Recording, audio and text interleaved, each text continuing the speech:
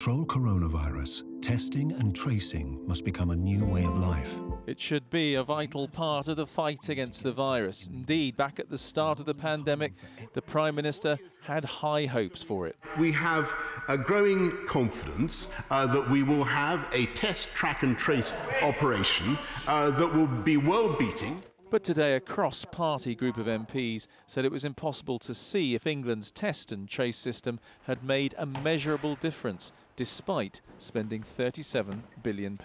You can't keep putting taxpayers' money in at this volume unless you can be sure what results you're getting, and that's the bit that was missing for us in our inquiry. We couldn't see the link very clearly. They couldn't demonstrate the link between the test and trace system and the direct impact on the spread of the virus. And if we're spending this much money, we need to have a much clearer idea of what it's actually achieving.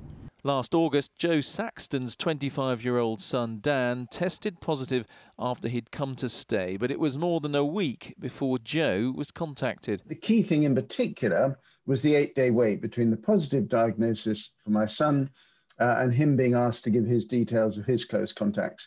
And that, as we know all throughout this pandemic, every day of extra time is a day in which more people can get contracted with the disease, in which more people are likely to talk to other people. And so that was the heart of the problem. The government, though, insists overall test and trace has made a difference, and the numbers speak for themselves. 80% of all of the costs in test and trace goes into testing. So over the course of the last 9 months, over 83 million tests have been conducted. We've reached 9.1 million people and asked them to isolate. And every single one of those people that is isolated has helped stop the spread of COVID. At the moment, infection numbers may be coming down, but if the virus does flare up again, an effective test and trace system will be vital to keep it under control.